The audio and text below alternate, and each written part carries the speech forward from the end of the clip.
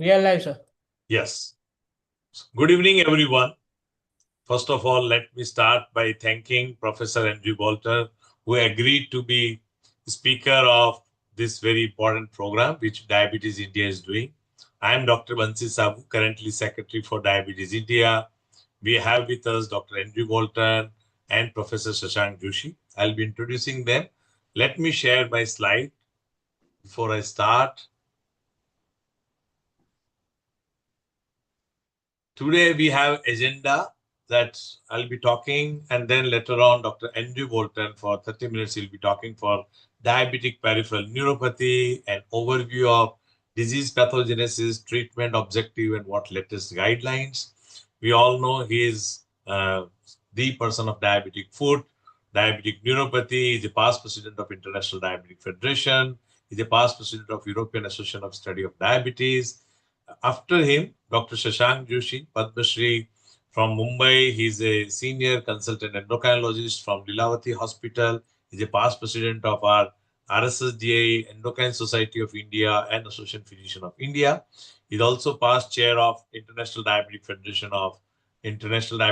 of Southeast Asia region. He's also very active member of our Diabetes India, chief advisor, and last year he was scientific chair.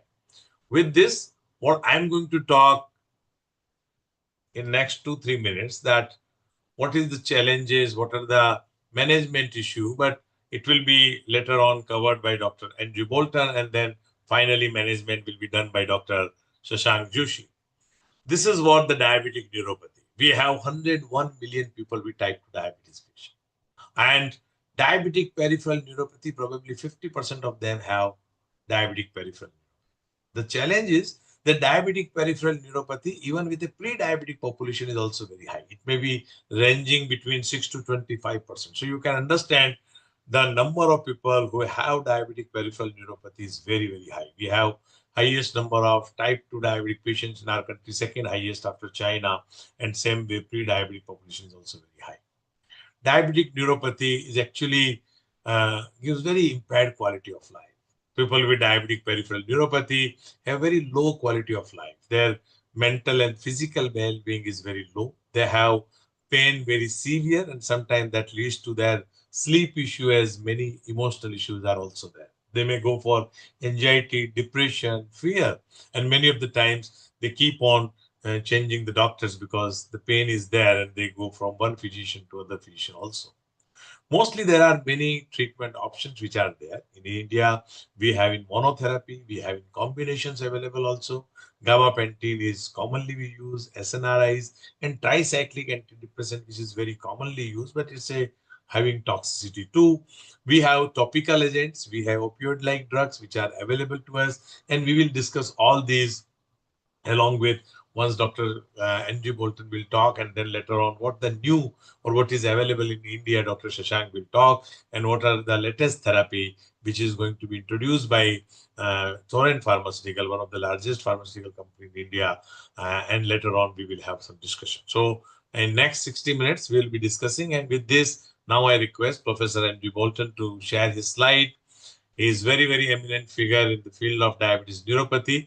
He'll be talking about the pathogenesis and the guidelines. Over to Dr. Andrew Bolton. Thank you, sir. Thank you. My slides worked before, now I can't find them.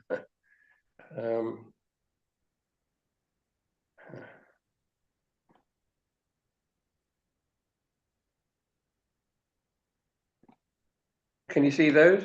No, sir. You have to share.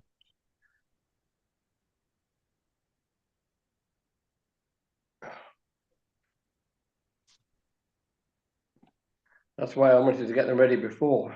Am I sharing? Yes, now it is showing. You are sharing your computer. Now you have to show your slides. I shouldn't have shared them before because I had it all right before. Can you see that? Yes, we can see your computer, not your slide. Tika, you got the slide now? No. So I think you have to share. Oh boy. Right.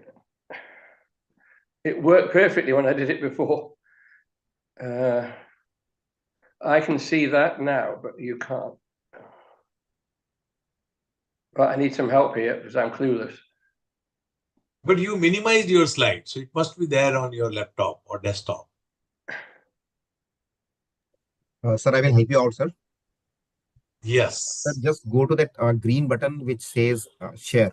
I'll try again. Ah, Yes, sir. there we are. I have Right. just removed. Yes, That sir. was the problem. I couldn't get it. So that green button which shows share, and then click There we on. go. No, yes, it is done. So That's it. yes, Now perfect. you can make it full Put screen. it on Okay. slideshow. You can Yes, see it we now. can see your slide. Yes, perfect. Ah, Done. good. Thank you. Well, thank you very much. Apologies, dear friends, for that. It's a pleasure always to be speaking to friends and colleagues in India, the country that I first visited 40 years ago. And interestingly, now I'm supposedly on vacation in the home country of my wife, Professor Loretta Vilikite, who comes from Lithuania.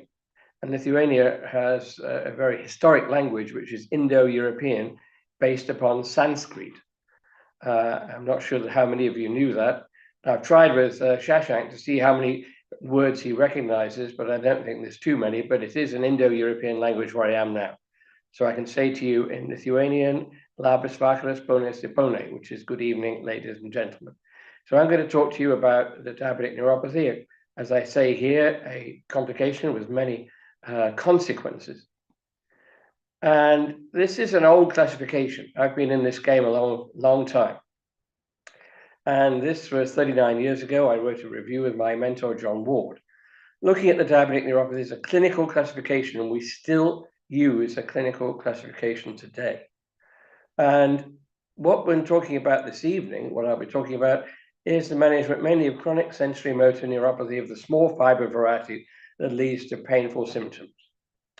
I'm also going to say at the end, just a few minutes on autonomic neuropathy, some work we did many years ago that may not be familiar with you on some rare autonomic neuropathies that we found a treatment for.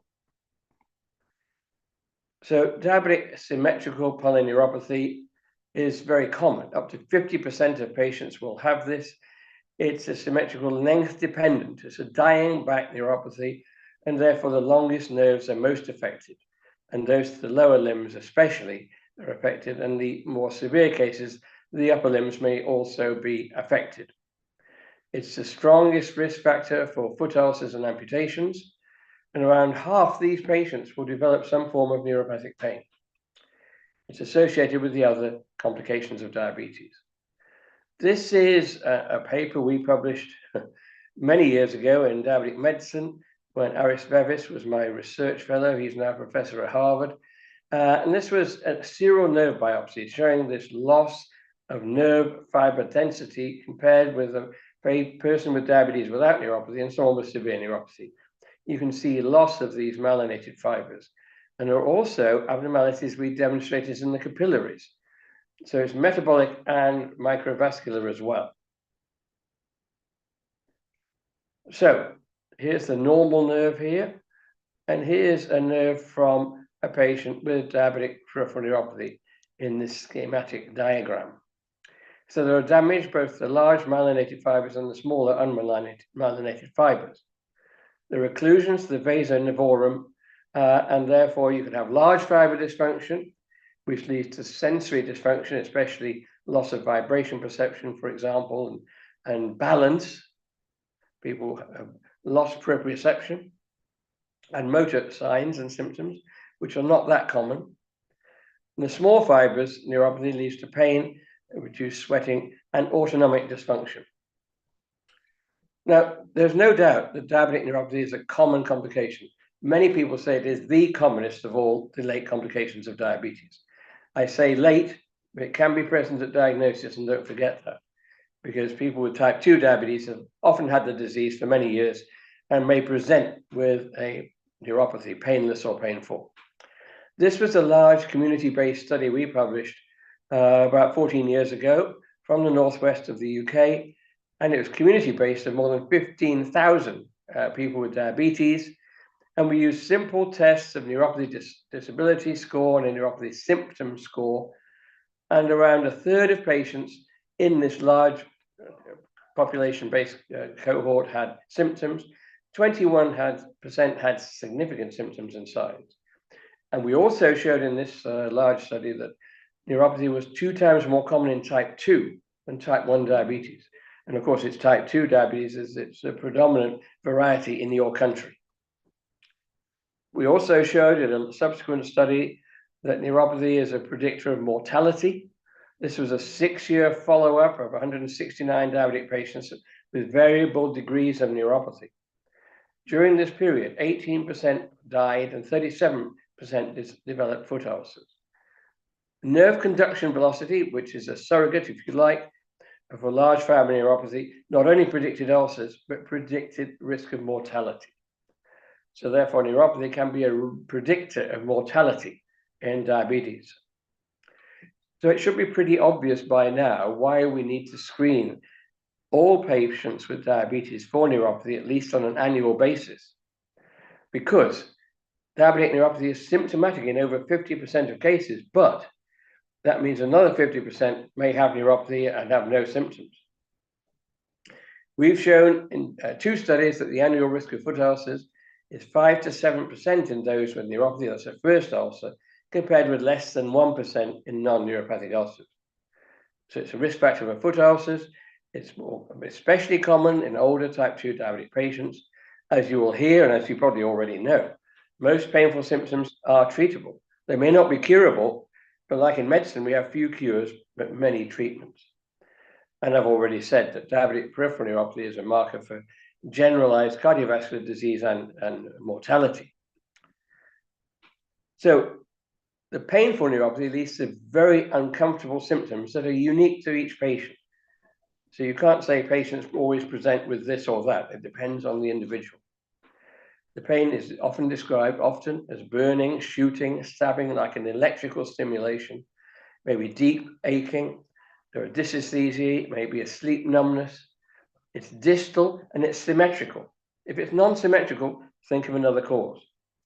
And it's worse at night, probably because there's less afferent activity in the peripheral nervous system at night.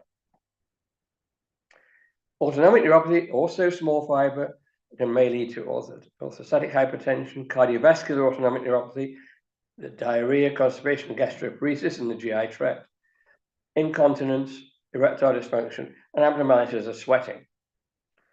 Whereas large fiber dysfunction, together with small fiber dysfunction, leads to foot ulceration, infection, and this may lead to amputation, increased risk of falls, there may be upper limb symptoms and motor symptoms. So that's the spectrum.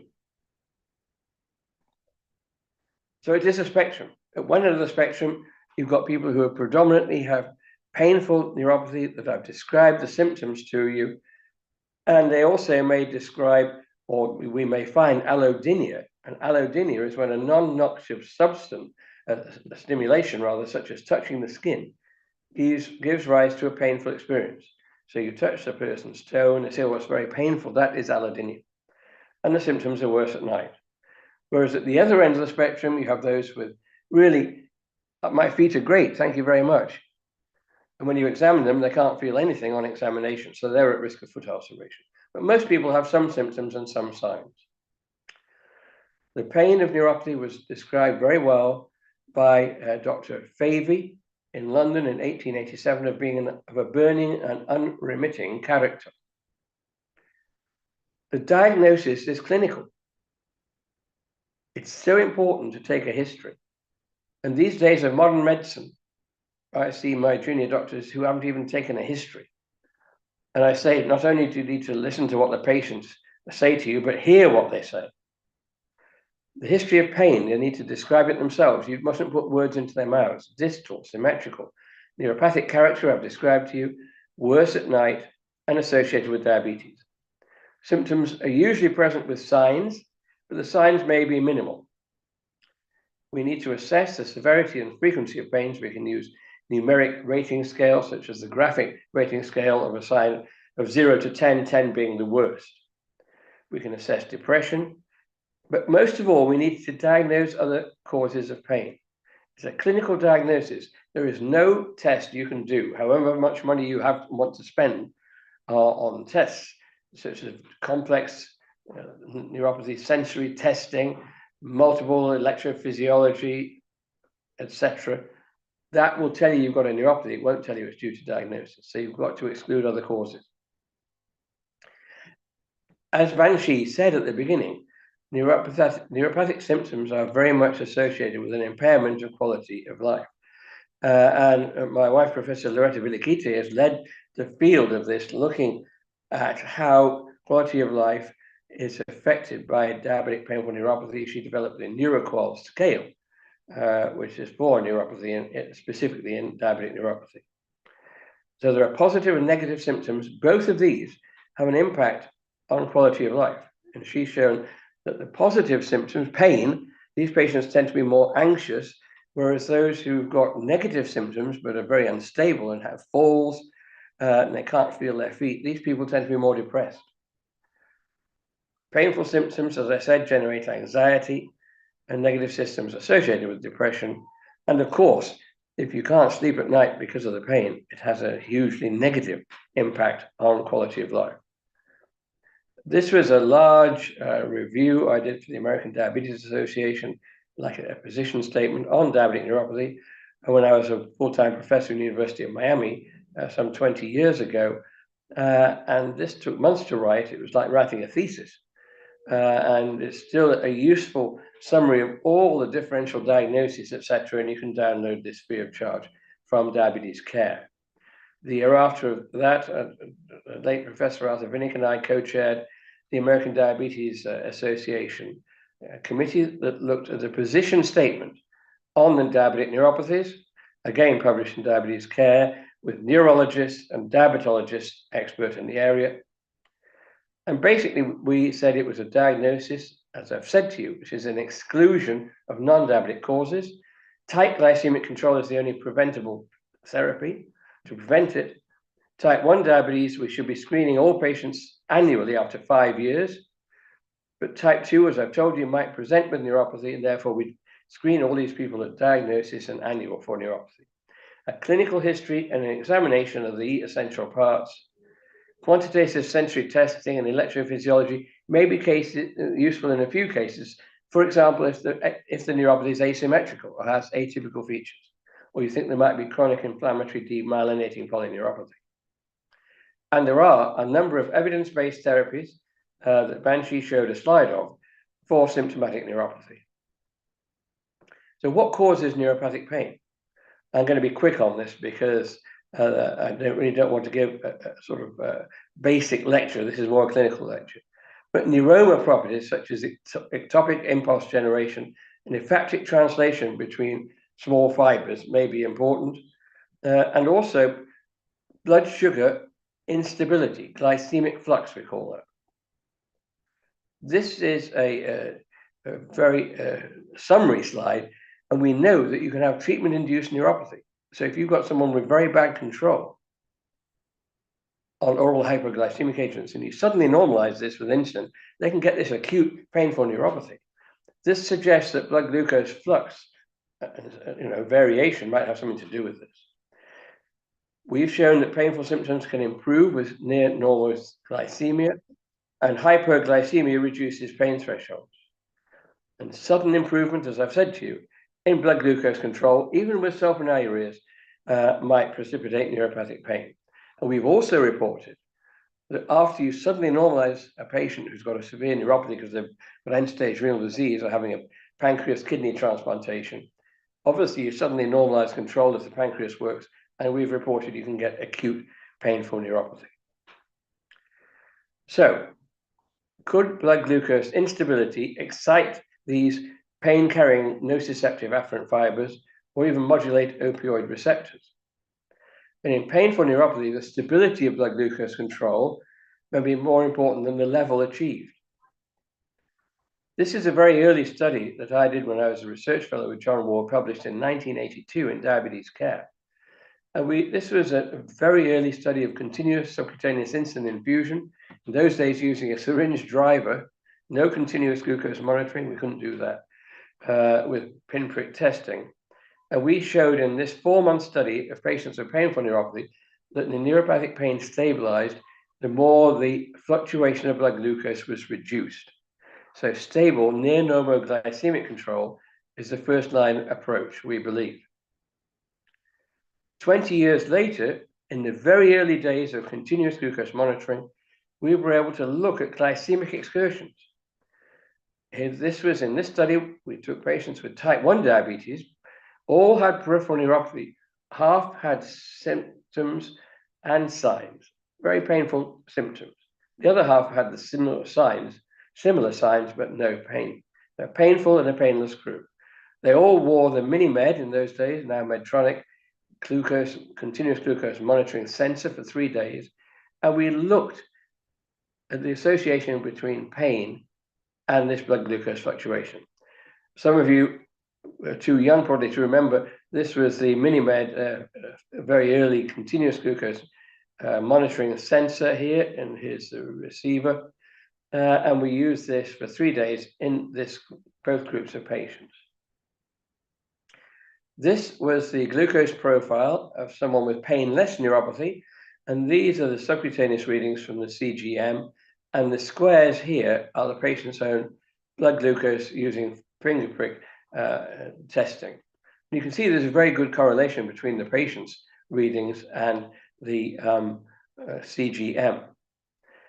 This was a patient with painless neuropathy. I can't remember if you're in milligrams or millimoles. I think milligrams. This is 180 milligrams. That's 90. That's 360. So this control is stable in this example, but not brilliant. Now compare and contrast this, and this is a patient with painful neuropathy, much more fluctuation, poorer control, and less stability in blood glucose. And what we showed in this study, that the painful group had higher mean blood glucose, double the number of hyperglycemic values, the geometric mean and the median were higher, and we also measured the M value and the number of glycemic excursions more than 0.5, which is 9 milligrams percent, were higher. So we showed that all these parameters were more marked in patients with painful neuropathy. And therefore, painful symptoms, patients have poorer glycemic control, higher blood glucose readings, but much more fluctuation. And this came from clinical observation, why I first started this. Because when we first started, my first diabetes clinics, we didn't have any home blood glucose monitoring. We had urinalysis. In my first clinics, in the early days of blood glucose monitoring, a couple of patients said to me, I don't need to do my blood glucose test, doctor, because I know when my blood glucose is too high or too low, because I've noticed that my neuropathic symptoms are worse. That was a patient's observation that informed the studies that I did. So always listen to the patient to hear what they say. So moving on, I was asked to chair the second diabetic neuropathy position statement by the American Diabetes Association, published in 2017. But I said, look, we need someone younger. So Veronica Popbushui chaired this, and I co-chaired it with her. And you probably know her. She's former president of ADA, now in Portland, Oregon, but a very active researcher in diabetic neuropathy in the United States. So what I'm going to talk about now is the cost-effective diagnostic stakes to diagnose neuropathy, and talk about evidence-based recommendations for the drug management of pain. Despite having neurologists on who love all these expensive tests, we got them to agree that we don't need any of these for the clinical diagnosis of neuropathy. Simple clinical equipment, as you see here. And this is the monofilament. So the management of symptomatic diabetic neuropathy is, first of all, it's a diagnosis of exclusions. Malignant disease, a paraneoplastic syndrome. Toxins, iatrogenic, the commonest today are drugs used for malignancies, particularly the vinca alkaloids, which commonly cause a peripheral neuropathy, but they may save your life. And then we need to assess the stability and level of glycemic control, an explanation of support. We can do something to help this. You know, it can be treated, and you will get better. That's very important. And then aim for stable, optimal glycemic control, avoiding swings of glycemia, aiming for near normal glycemia, gradually get there. You don't always need insulin. That's a myth. And symptomatic improvement may be delayed. It may take a few weeks. Having said that, most people will need some medicinal therapy. In terms of pathogenetic treatments, there are basically hardly any. There is some evidence for intravenous alpha-lipoic acid or thyroidic acid antioxidant in type 2 and type 1 diabetes. So what do we have? Very, very poor evidence to suggest that non-steroidal drugs occasionally help. And yet, just 10 years ago, the ADA did a telephone survey of what drugs people were taking for painful neuropathy, and they were taking either non-steroidal drugs or opioids, both of which really shouldn't be used, especially opioids. Tricyclic drugs have until recently been first-line drugs, but they do have a lot of side effects. But they are shown to work in well-designed randomized controlled trials, proven efficacy. But over a third of patients can't tolerate even the lowest dose of amitriptyline, drowsiness, anticholinergic side effects, and so on. So these have resulted in their replacement by other agents as first-line drugs in many countries, including yours. So the newer agents I'm talking about now into this century are gabapentin, pregabalin, and so I'm going to talk about duloxetine as well. So gabapentin, of course, was the first of these, shown just at the end of the last century by Bokonja from Texas, a large randomized controlled trial that these were more effective than placebo in managing painful neuropathy. But 3 times a day dosage is a problem, and also a high dosage. The average dosage needed here is not 300. It's about 1.8 to 2 grams a day in 3 different doses. The daily pain scores and sleep disturbances were less on gabapentin. Its efficacy was equivalent to amitriptyline, but the side effects were less. And then, of course, we had pregabalin, and this is an alpha-2 delta subunit blocker here. And you see this happening here, and it reduces neurotransmitter here in the hyperexcited neuron in the synaptic cleft. Here's a summary by Roy Freeman, who was on our committee as a neurologist from Harvard for the position statements. Here's a pooled data analysis, and the dosage is between usually 150 and 600 milligrams daily in divided doses. America tend to use TID 3 times a day, but Europe, certainly, we only use twice a day. And there is, by the way, one coming out soon, which is going to be once daily, slow release. It may be available in India, I'm not sure. But I have learned over the years to start low and build up, and be very careful in patients with renal insufficiency. Start on a very low dose for them, perhaps 25 or 50 milligrams. But the average dose is around 150 or even up to 300 milligrams twice a day. The pain and sleep interference reductions positively correlated with doses, and the greatest effect is with 600 milligrams a day, but of course, side effects are more common with higher doses. Dizziness, somnolence, peripheral edema, but pregabalin treatment across the dosing range was associated with good improvement of neuropathic pain in all these studies that he reviewed. Now we have duloxetine, which is a dual inhibitor, 5-hydroxytryptamine and norepinephrine, noradrenaline, reuptake inhibitor. Its efficacy in diabetic neuropathy has been proven in 2 pivotal trials and more since.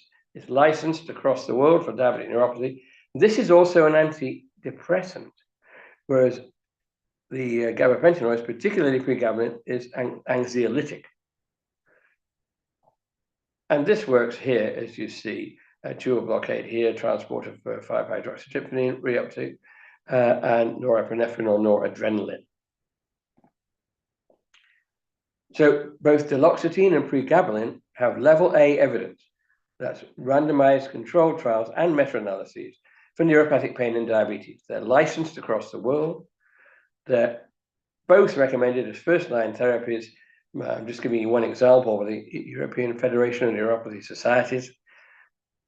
They're both recommended as first-choice possibilities by the UK NICE, but the results of the combo trial, which is a combination study, were inconclusive. And this was published about 12 years ago, but it was sponsored by one of the manufacturers of one of these two drugs. I won't say anymore.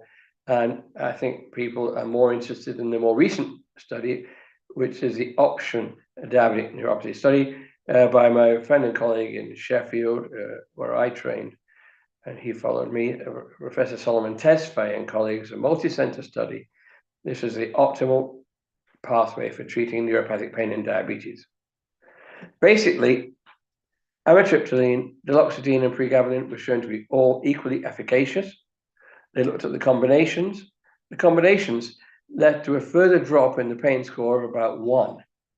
Combination therapy well tolerated, and I was interested to hear that Torrent have now got a combination, which will be interesting to see. The study is on this.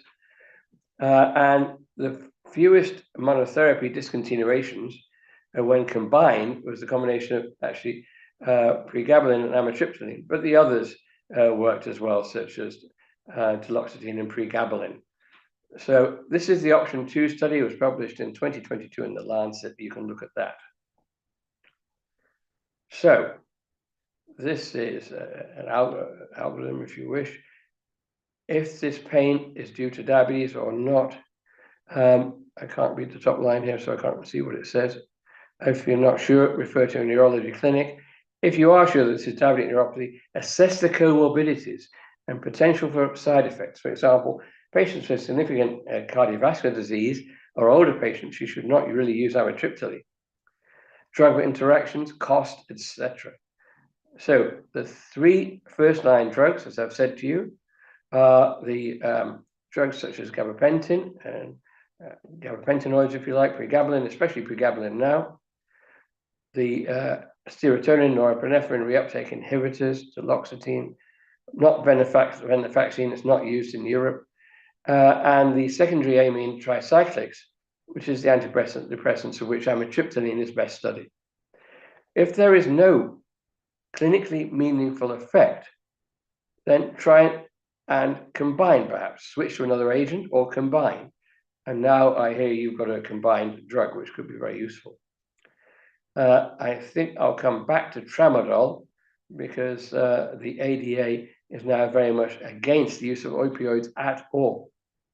So this is what's put in the most recent position statement on diabetic neuropathy.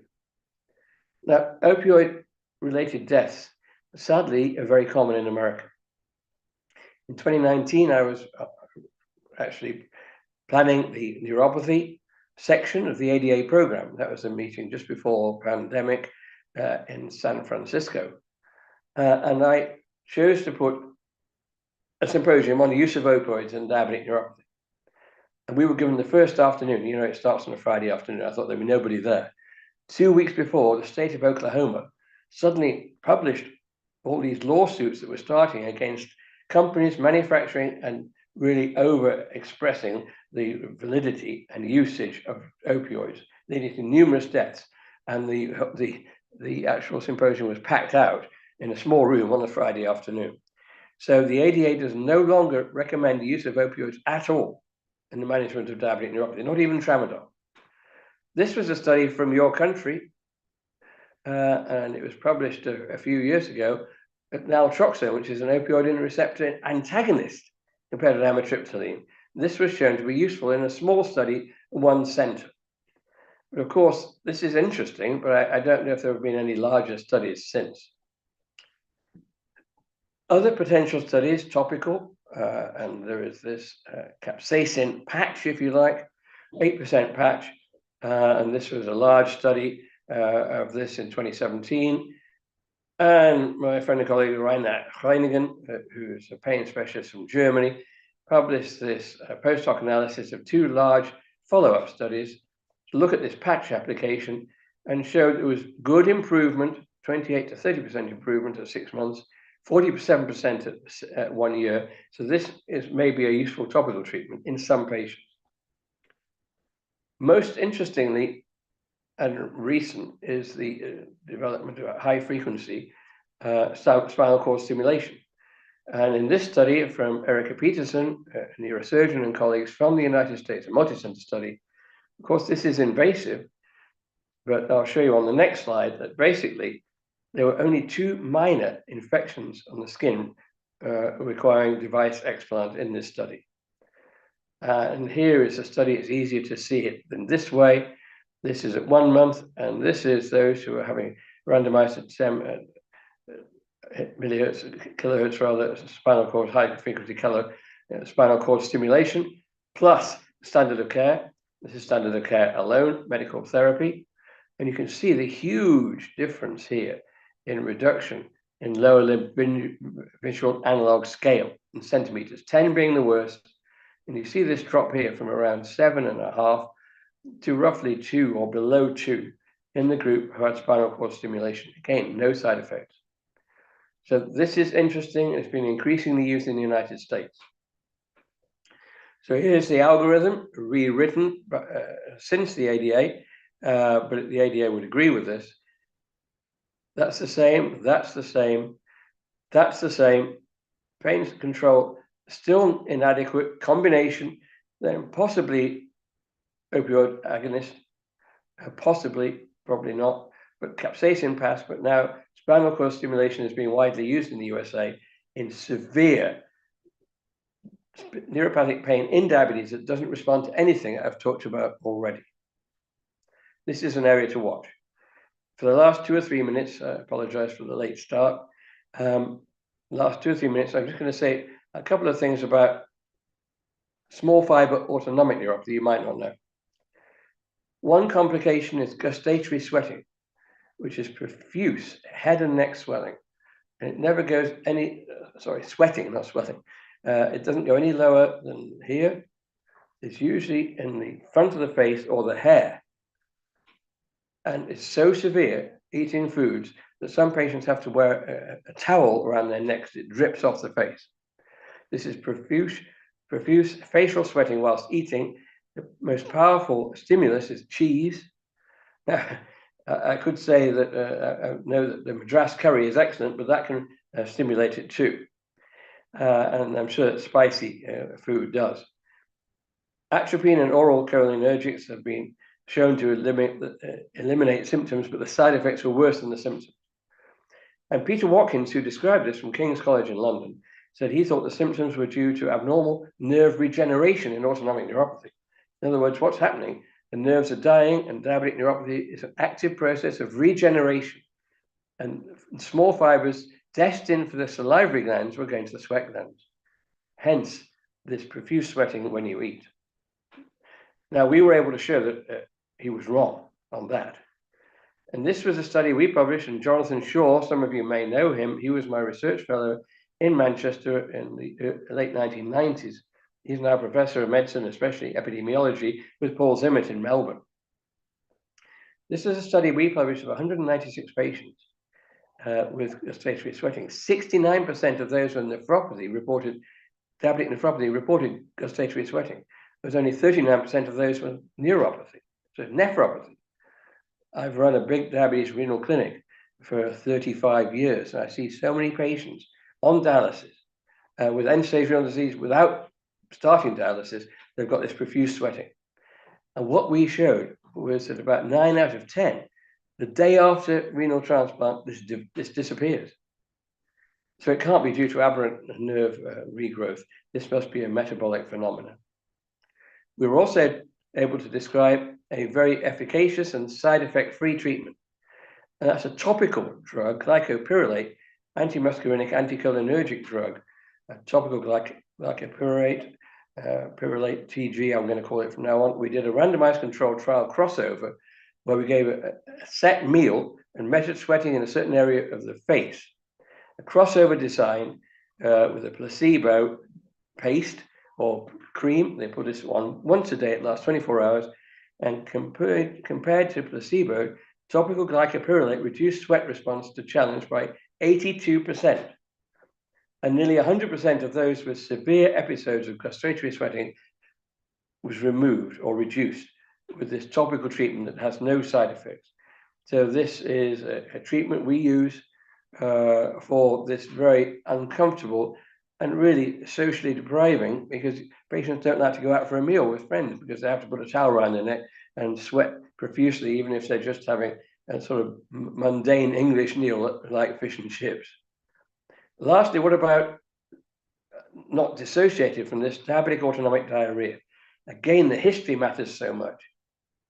We see this a lot with people with gustatory sweating and people with diabetic nephropathy, end stage, and extensive neuropathy, especially autonomic neuropathy. This is intermittent bouts of explosive diarrhea.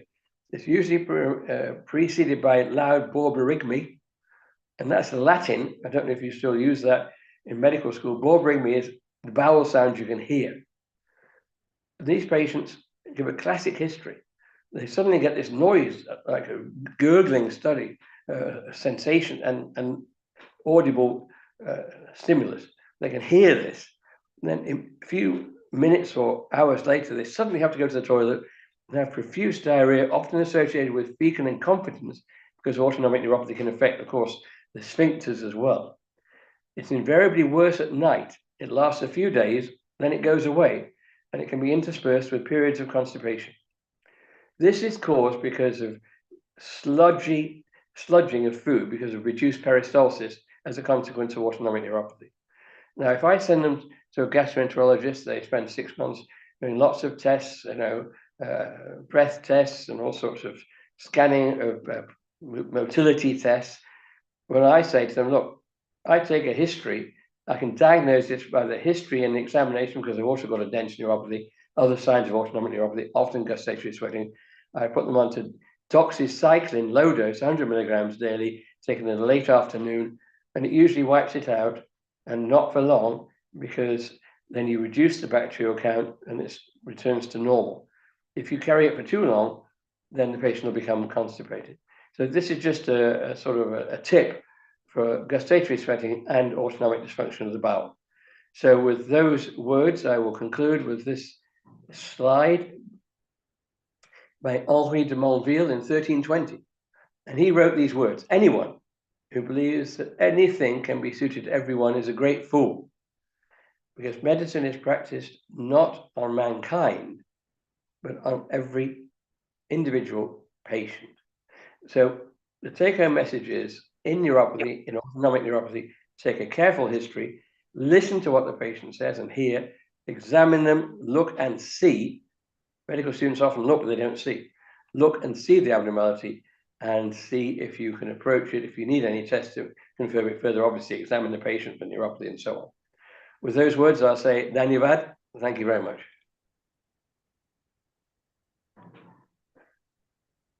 Thank you very much, sir, for those excellent insights on the topic. We have few questions from the audience. Since you are leaving early. Yes, sir. Whatever is appropriate. So we can have a question now, as Andrew had to leave. Yes, exactly. Yes.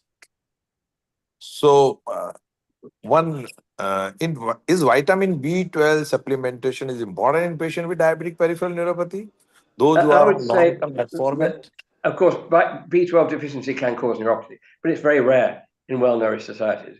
You may see it in some very poor sub-Saharan African countries, but it's rarely a problem in diabetes. Perhaps if you're on metformin, you need to perhaps check the levels, but I think that it's not used as a therapy for diabetic neuropathy in the UK, unless there is an abnormality, and it's most common in patients who are on metformin. And one common question is asked that, tricyclic antidepressant in India is very commonly used. So the people who have sleep disturbance or depression, do you suggest that instead of using only pregabalin, it's better to use tricyclic antidepressant? And then someone asked that, yes, compared to that, is the duloxetine is better? Yeah, but what Loretta's studies have shown is that people with diabetic neuropathy tend to be, with severe pain, tend to be anxious. So pregabalin may be the worst one. If the patient has depression as well, then duloxetine may be the drug of choice.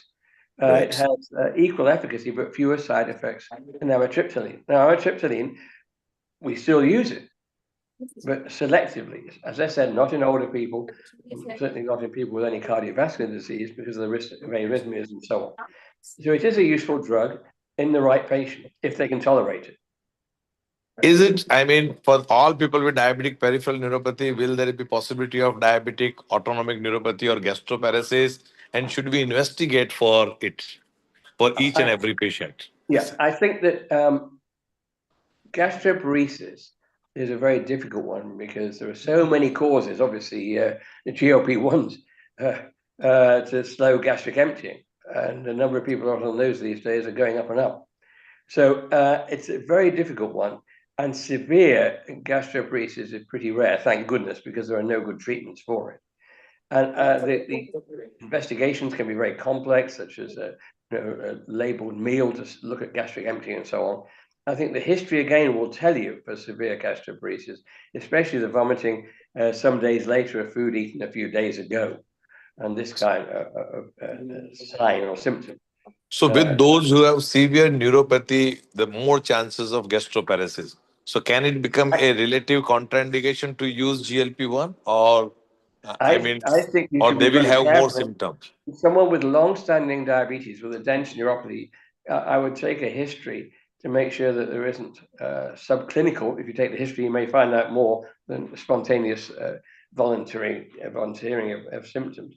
You may find out more by doing a careful history before you start the drug. That's what I would do. Suppose someone have diabetic autonomic neuropathy, and because of that there is a pedal edema and renal dysfunction or hepatic function and cardiac function absolutely fine. So how to manage it? It is because of only diabetic autonomic neuropathy, no drug induced, not pregabalin, nor glitazone, not fluid overload. So what could be the management for those? There have been many studies looking at this, but there's really no drug on the market that helps neuropathic edema. I think it's pretty rare. It may be related to changes in insulin. You can get insulin edema, of course, suddenly increasing the dose. And people with eating disorders know that, because the patients are brighter than the doctors. They know if you suddenly increase the insulin, you get a lot of fluid retention. You go to the psychiatrist and say, well done, you put on weight. Then you go down to taking hardly any insulin and you lose it all again. So we know that insulin is a cause of that. So take a careful history. The commonest causes of pedal edema are drugs and misuse of drugs. I say apart from obviously chronic renal failure, cardiovascular disease, and so on. Suppose someone who is painful neuropathy, and now because of the drugs therapy, the pain part is improved, but still the chances of sensory polyneuropathy will not be improved or it will not be recovered. So what precaution they should continue to take throughout the lifetime, just other than preventing the diabetic foot complication? The natural history of diabetic neuropathy isn't that well known, but most people believe that it's a sort of fluctuation. But most people believe that painful symptoms don't last forever. And danger is keeping people on drugs forever. So what I do after a patient's stable for a few months, and they say they're on pregabalin, 150 milligrams twice daily, and I say, well, what we'll do, let's reduce to 75 and 150. And then if the pain doesn't come back, reduce to 75 twice a day. A gradual reduction.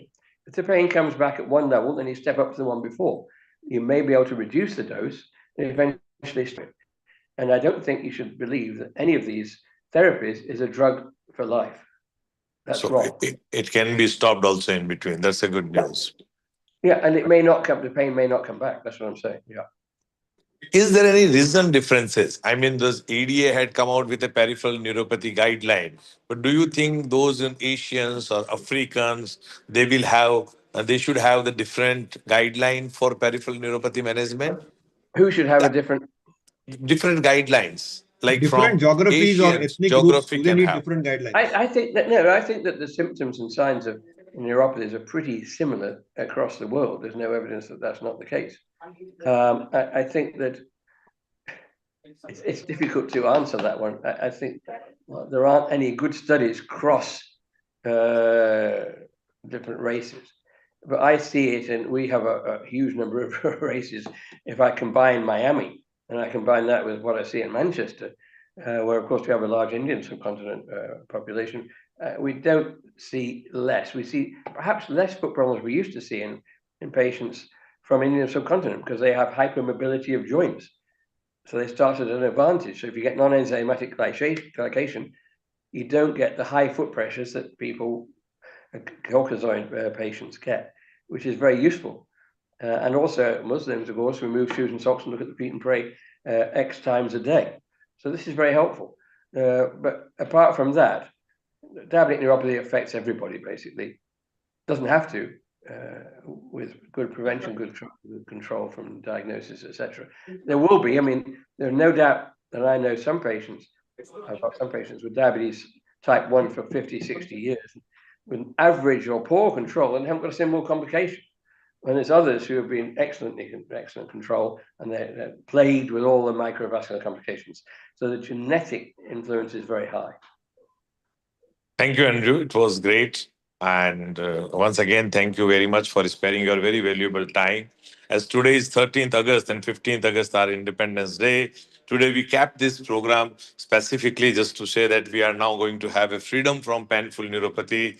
We are going to have a combination of drug which will include duloxetine, pregabalin, and methylcobalamin, which is be available soon in our country.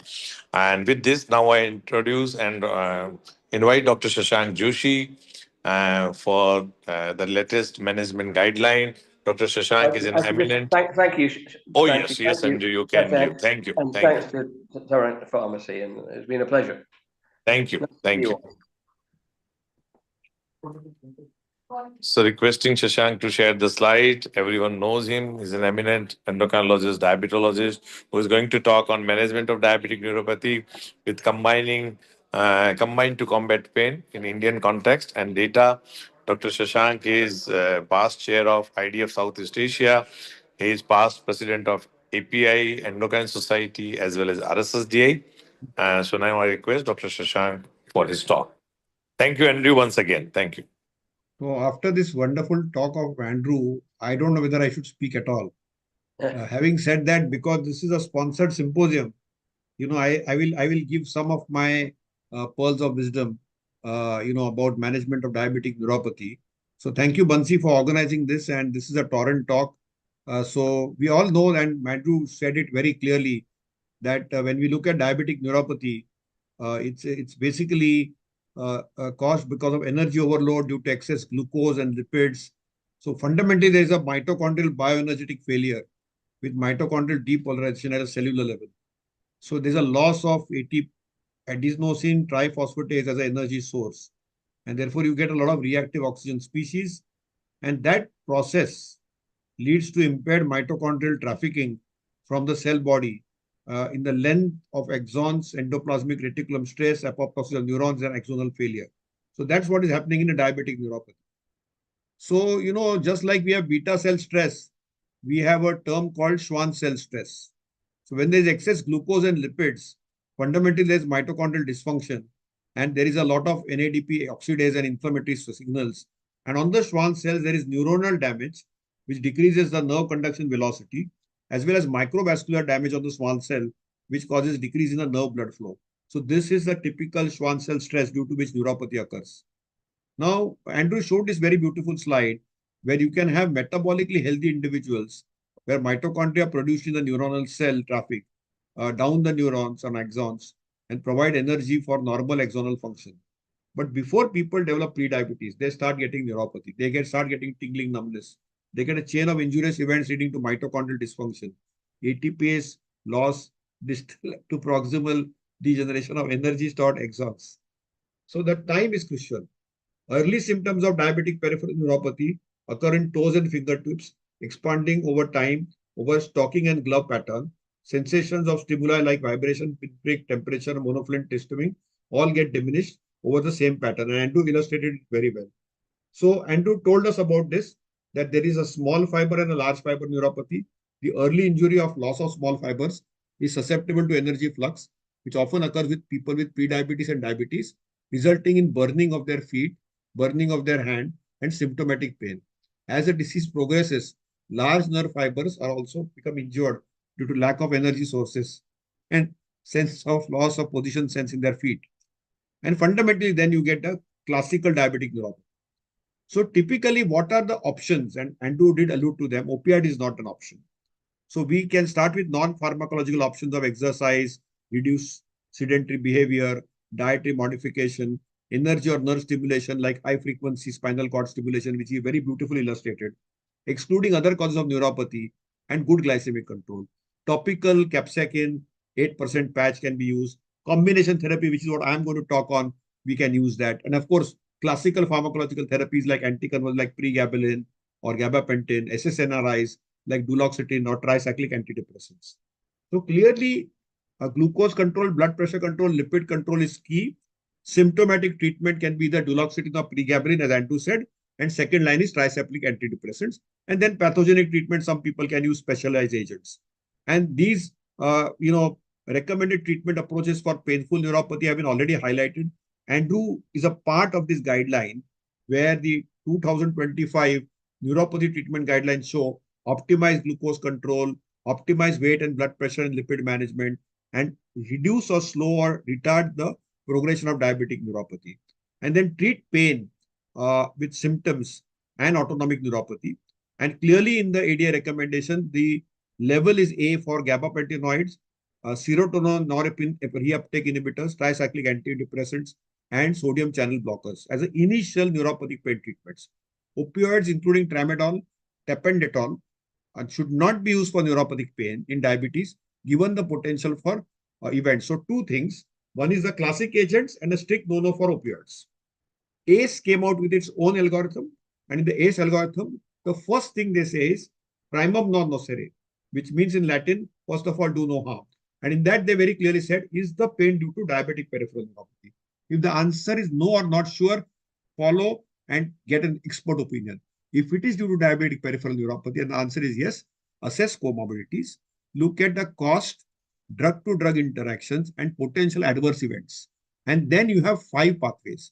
Exercise is the most crucial pathway, but the patch of capsaicin, tricyclic antidepressants like amitriptyline or nortriptyline, SNRIs like duloxetine or venlafaxine, pregabalin or gabapentin.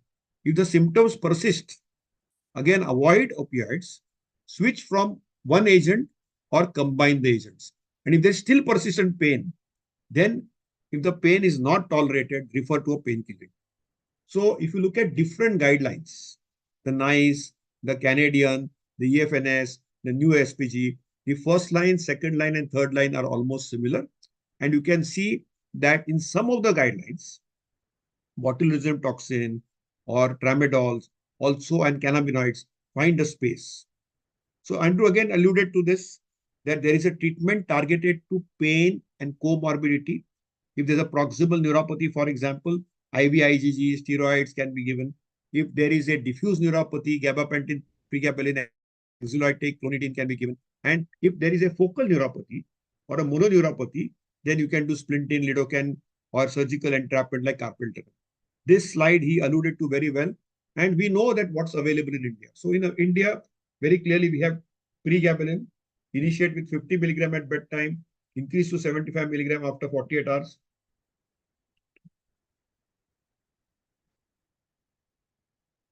Okay, then clearly, if there is less than 50% pain relief, okay, increase their dose by 75 milligram per day every 4 to 5 days. And the maximal tolerated dose could be 450 milligram per day in 2 divided doses. But the adverse events are dizziness, vertigo, sedation, dryness of mouth, asthenia, and peripheral edema. There are no significant drug interactions. You need down regulation of dose in renal insufficiency. Sleep and anxiety comes down with pregabalin. Gabapentin I don't like. Of course, it's still used. Everything else is similar to pregabalin. Duloxetine has been a treatment of choice. It has additional benefit of reducing anxiety and depression. In fact, 20 milligram once daily at bedtime is a standard of care. You can titrate up to 60 milligram 2 divided doses. Higher doses in individual cases can have a risk-benefit ratio. You can get nausea with or without vomiting, constipation, decrease in appetite and dry mouth. And you don't use it in severe kidney or renal dysfunction, alcohol abuse, use with tramadols. And, if there is mild to moderate hepatic or liver impairment or kidney impairment, then start with the lowest dose. If there's mania, seizure, acute narrow angle glaucoma, don't use it. And remember, it can increase suicidal risk. Venlafaxine, again, similar data. And then, of course, the amitriptyline. Start with 10 milligram. But the problem is anticholinergic side effects and dizziness. And These of course, points it are elevates really depression. correct. And clearly, So, not very well said that you need to also- look for. And I want to add one thing as Batsi sir Hello? was telling about CGM. So Hello? this timing. Namkishore, can you just mute others? Hello? Hello, can you please mute? You all are cross-talking. Yes, sir. Okay. And then, of course, we have tramadol. So clearly, if you see the treatment challenges in diabetic neuropathic pain, first is involvement of more than one mechanism in etiology of neuropathic pain. Only half the patients achieve meaningful pain relief with available therapies, inadequacies with monotherapy. And then, of course, we have to look at depression and sleep disturbances, because one of the most common cause of neuropathic pain and lack of relief of pain is associated depression and sleep. So for India, the approach is start oral therapy, either with a pregabalin or a gabapentinoid, TCA or SNRIs. Wait for 2 to 4 weeks. If the response is adequate, continue the treatment. If there is no response or not tolerated, switch treatment. And then go to a combination. And then add additional treatments of tramadol or psychobehavioral therapies. And if there is no effect, we can see. How do you choose drugs? Now, pain severity will determine early combination. If you want fast pain relief, quality of life, sedative drugs for sleep quality. People who sleep less, improve that. Can you please shut up? And otherwise go to the other room, please, because I am live with 2,000 people. Inadequate pain control with and side effect profile with lower side effect profile, comorbidities like renal, hepatic, cardiac, psychiatric, and affordability and availability. Now, one important thing which all of us should know, and this is a disclaimer, that whenever you use amitriptyline-like drugs, you could get a cholinergic toxidrome. And we all know the muscarinic and nicotinic symptoms like salivation, lacrimation, urination, defecation, GI cramps, and emesis, which is the sludge. That's the mnemonic people use, or the nicotinic symptoms like muscle cramps, tachycardia, weakness, twitching, and fasciculation. And we should be mindful that some of the combinations can lead to a cholinergic toxidrome. So what are the triple combinations in India? Because Torrent has some of them. One is pregabalin, methylcobalamin, and duloxetine. There was a question on that. Then there is a combination of pregabalin, methylcobalamin, and nortriptyline. And then gabapentin, methylcobalamin, and nortriptyline. So let us look at the advantages of triple combination. Number one, it targets multiple pain pathways, peripheral, central, and nutritional. Number two, it addresses treatment gaps in unresponsive to double therapies. And number three, it enhances compliance through a fixed dose combination, which is once a day pill. And the pill burden is reduced.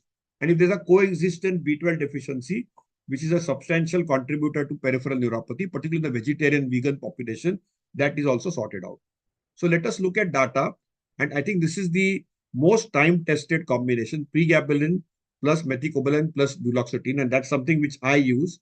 Pregabalin will block the alpha-2 delta subunit of the voltage-dependent calcium channels. The duloxetine will block the reuptake of serotonin norepinephrine pathway in the distal inhibitory pathway. And the B12 will basically is a myelin sheath promoter for regeneration and improved transmission. So clearly, if you see the grade recommendations from the revised special interest group of neuropathic pain, duloxetine and pregabalin have high quality of evidence. The efficacy is moderate. The tolerability is moderate for duloxetine, moderate to high for pregabalin. Strength of recommendation is strong for both. And the neuropathic pain conditions are universal for both. So this is a synergy which is possible with moderate efficacy, moderate safety, high quality of evidence, strong recommendation, and for all neuropathic conditions. Now, when it comes to the duloxetine versus nortriptyline, affinity towards adrenergic cardiac receptors is not there for duloxetine, but is there for nortriptyline. On the glucose, because we are leading with diabetics, duloxetine does not disrupt the glucose homeostasis or insulin sensitivity, while there is a hyperglycemic effect with nortriptyline. With cognition, there is no effect with duloxetine, but remember that you can get impaired thinking or reasoning with nortriptyline. And duloxetine is comparatively weight neutral, while nortriptyline promotes weight gain. And the cholinergic toxidrome, which I said, is less than 5% with duloxetine. It's more than 10% with nortriptyline. What about methicobalamin?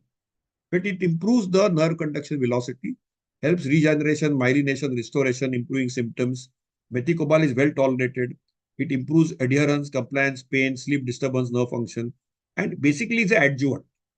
And it has some neurotropic effect on the equilibrium. So there is some clinical evidence, and this is a study data, which is a multi-center trial, randomized phase 3 of the fixed dose combination of pregabalin, methicobal, and duloxetine, delayed release capsules versus FDC of pregabalin, methicobal, and nortriptyline in diabetic peripheral neuropathy with coexisting vitamin B12 deficiency. This was done over 12 weeks with 200 patients and with 20 milligram and 30 milligram duloxetine and nortriptyline. 75 milligram was the pregabalin dose in the arm A, arm B, and reference arm C. And you can clearly see here on the visual analog scale, in arm A, arm B, and arm C, you could see that there is a clear-cut differential which is seen. And the mean change of baseline of the VAS score is statistically significant with a significant p-value. The secondary efficacy parameter is the LANS score, which is the Leeds Assessment Neuropathic Symptom Signs Pain Scale. And you could see that there is a statistical difference which is seen in arm B, arm A, and arm C, respectively, from the baseline. So clearly you can see that as a numerically greater reduction was seen in arm A and B versus arm C, and clear-cut improvement was seen. Adverse events were seen in all the arms, but the proportionate adverse events were different, and there was no discontinuation due to the same. So clearly, the pregabalin, methicobal, and duloxetine 20 and 30 milligram showed a statistically significant efficacy compared to pregabalin, methicobal, and nortriptyline without any safety concerns. So my last slide is that we have a lot of treatment options available, and fixed dose combinations in this space are there as a second, third, or a fourth step. And we need to look at it, but you need to use lower doses. Clearly, the duloxetine-based triple combination has a significant advantage over nortriptyline because we know that there is a cholinergic crisis. In fact, if you go online yesterday, we have written an article of a cholinergic crisis in the Diabetes Care, which has just got online. So I think I'll stop here. And I'm sure that Andrew has answered quite a few questions. It is quite late in the course of the day, but I'll be happy to answer if there are any questions related to my topic.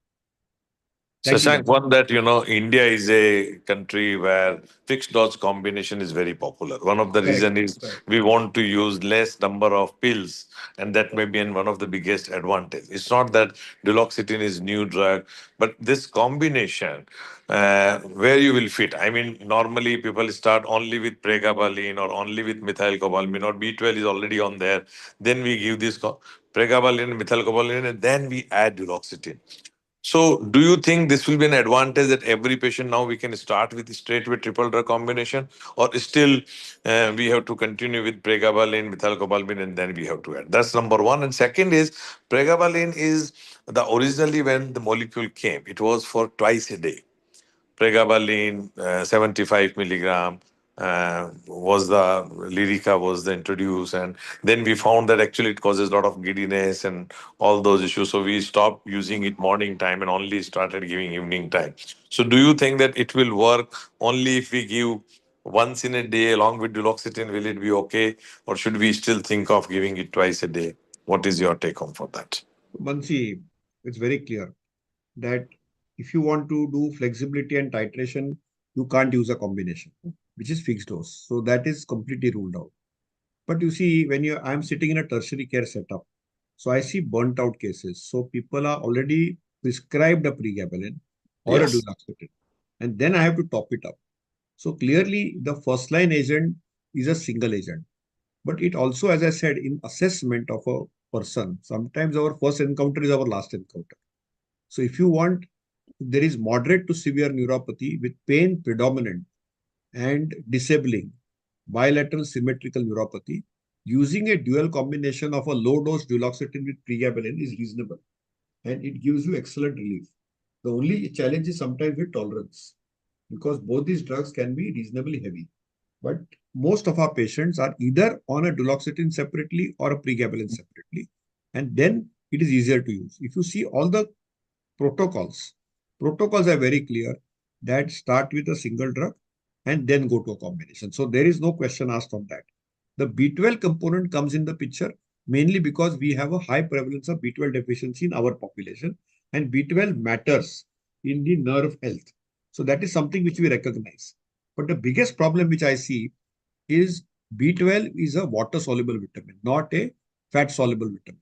So unlike D, which causes toxicity, the B12, if it is in excess, and people often estimate as B12s, they get paranoid and they feel that, it will damage their brain. All nothing like that happens. It's a water-soluble vitamin. So you'll enrich the urine of your city, and more mosquitoes and more dengue and leptospira will spread. But something which we recognize very clearly. So that's something which we all know. One more, somebody had asked that, have you ever tried palmitorlithinomide to treat peripheral neuropathy? Yes, I have tried. In Uh, brittle cases, I have tried it, and it has some impact. It's a good adjuvant. We see often brittle cases, so we'll end up with multiple medications, and we definitely try some of these pharmacoadjuvants. But the evidence-based, it's not an evidence-based agent with high science. Duloxetine and pregabalin is evidence-based science. What about the role of alpha lipoic or gamma linonic, or these were the agents which we used to use, and with very high dose they are effective, but normally So most used of by the some data came therapeutic. from Germany, from Ziegler's data, and they were all given IV. The doses are quite pharmacological, and most of us use subtherapeutic doses Yes, for that these is agents. But more or less, with the advent of these dual combinations, I think the use of these agents has gone down and dwindled. Any other question? That's it, sir. Okay, great. So, Shashank, should we close the session? Sure. Thank you. Yes. So Happy once Independence again, Day to thank everybody. you. Yes. And wish you all freedom from nerve pain. And I hope that this education allows you to treat your people living with diabetes and crippling nerve conditions better. And Great. thank you, Torrent, for organizing this symposium. And thank you, Bansi, for steering this show. Thank you. Sanjay, if you want last minute, any vote of thanks or anything, please, Sanjay, bhai, Amish, anyone, and then we close the session. Yes, sir. Good evening to you, and good evening to Professor Shashank Joshi. Good evening, delegates. We have over 2,700 delegates attending this That's session. great, really. Congratulations.